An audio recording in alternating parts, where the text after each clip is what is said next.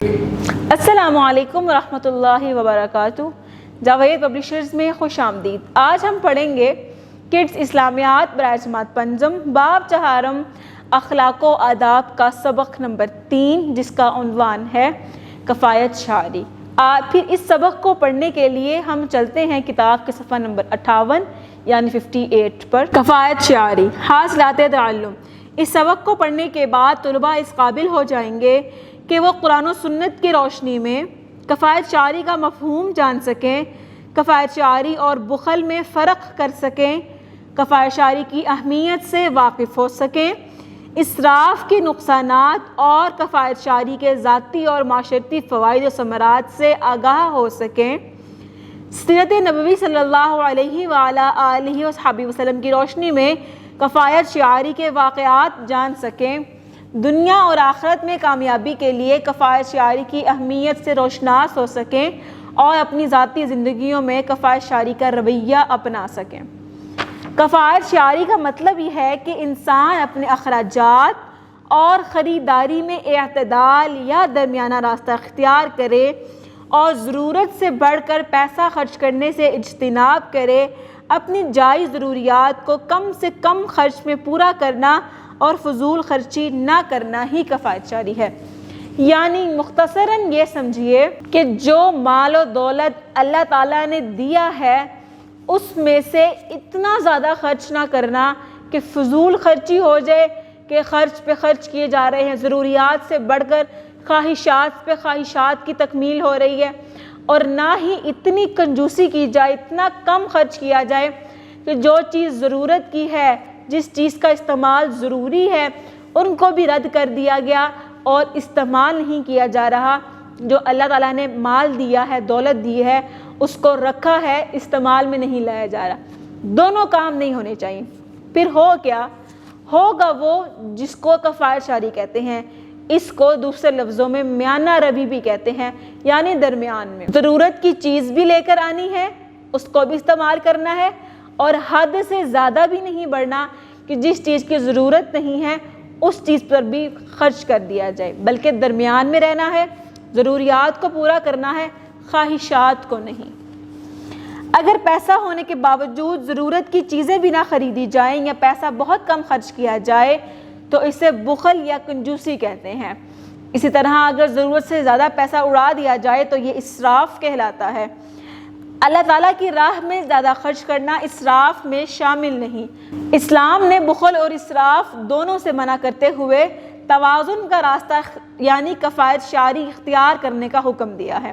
ہاں، اپنے اوپر خرچ کرنا اسراف ہے، لیکن اللہ کی راہ میں دینا، دیے جانا، بیش بہا دینا، اس سے اسراف نہیں کہیں گے، کیونکہ وہ جتنا ہم اللہ کے راستے میں دے رہے ہیں اتنا ہی ہمیں قیامت کے دن دوگنا ہو کے ملے گا۔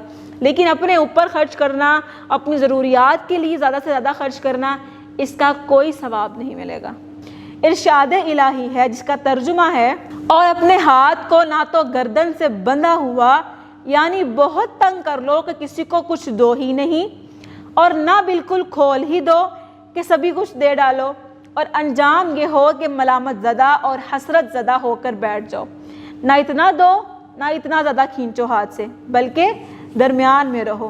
بہت زیادہ دے دیا تو پھر حسرت کرو گے، افسوس کرو گے کہ میں تو سب دے دیا، میرے پاس کچھ نہیں ہے۔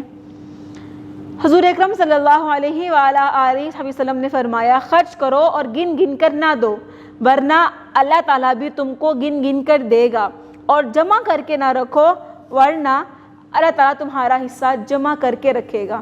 اسلام اعتدال کا دین ہے اور مسلمانوں کو اعتدال پسندی اور کفایت شعری کی تعلیم دیتا ہے۔ اس کے برعکس فضول خرچ کو شیطان کا بھائی قرار دیا گیا ہے۔ بخیل یا کنجوس کے بارے میں آپ صلی اللہ علیہ وآلہ وسلم کا فرمان ہے، دو عادتیں ایماندار میں جمع نہیں ہو سکتی، بخل اور بدخلقی۔ یعنی کنجوس نہیں ہو سکتا مسلمان اور بد اخلاق نہیں ہو سکتا، یعنی بد زبان، بدتمیز نہیں ہو سکتا۔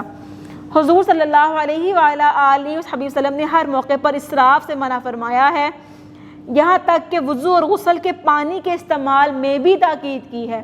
یعنی اگر ہم جب وضو کر رہے ہیں یا غسل کر رہے ہیں، اگر ہماری ضرورت پوری ہو گئی ہے یا ابھی ہمیں نلکے کی ضرورت نہیں ہے تو اس کو بے جا کھلا نہ رہنے دیں بلکہ بند کر دیں۔ مثال کے طور پر جب ہم وضو کر رہے ہیں تو ہم نے کوہنیوں تک وضو کر لیا، اب ہم نے مسح کرنا ہے تو مسح میں لگے گا تھوڑا سا وقت، اب ہم اس میں نلکا کھلا رہنے دیں اور مسح کر کے آرام سے پاؤں دھوئیں۔ ایسا نہیں کریں، بلکہ کوہنیاں دھونے کے بعد، بازو دھونے کے بعد نلکے کو بند کر دیں، آرام سے مسح کریں، پھر نلکا دوبارہ کھولیں۔ نلکا کھلنے میں تو کوئی مشقت نہیں لگتی، آرام سے کھل جاتا ہے، لیکن ہوگا کیا کہ اسراف سے بچ جائیں گے، فضول خرچی سے بچ جائیں گے، اور آپ صلی اللہ علیہ وسلم کی حدیث پر بھی عمل ہو جائے گا۔ اب اسراف کے نقصانات، نمبر 1، اسراف یا فضول خرچی سے اللہ تعالیٰ ناراض ہوتا ہے۔ نمبر 2، اسراف یا فضول خرچی سے انسان دین سے دور ہو جاتا ہے۔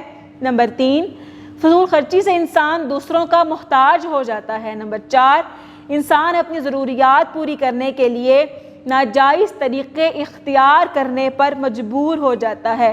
نمبر 5، فضول خرچی انسان کو حرام کی کمائی پر اکساتی ہے۔ کفایت شعری کے ذاتی اور معاشرتی فوائد اور نقصانات۔ نمبر 1، اللہ تعالیٰ خوش ہوتا ہے اور رزق میں برکت ہوتی ہے۔ نمبر 2، کفایت شعر کبھی تنگ دست نہیں ہوتا۔